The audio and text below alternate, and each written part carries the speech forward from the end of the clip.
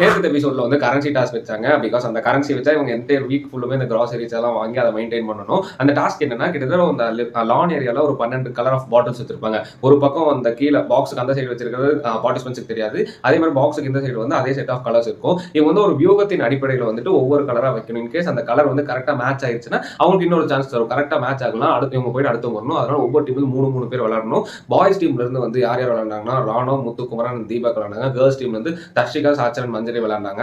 At the end of the கேம்ல வந்துட்டு girls team வந்து வின் பண்ணிட்டாங்க. அவங்க 8000 கரன்சி வந்து ஜெயிச்சாங்க.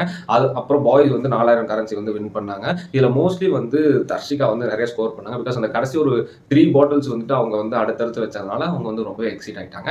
ஸோ வந்து பாய்ஸ் அண்ட் கேர்ள்ஸ் வந்து இப்பவுமே அந்த கிராசரி டாஸ்க்ல கேர்ள்ஸ் வின் பண்ணதுனால பாய்ஸ் வந்து கம்மி கரன்சி தான் கிடைச்சது. பட் இருந்தாலும் பரவாயில்ல, 2 டீமுமே அதை வச்சு கரெக்டா ஷாப் பண்ணிட்டாங்க. So they good handle it I think. And that's bye from Satish. Be yourself, be motivated. Bye all.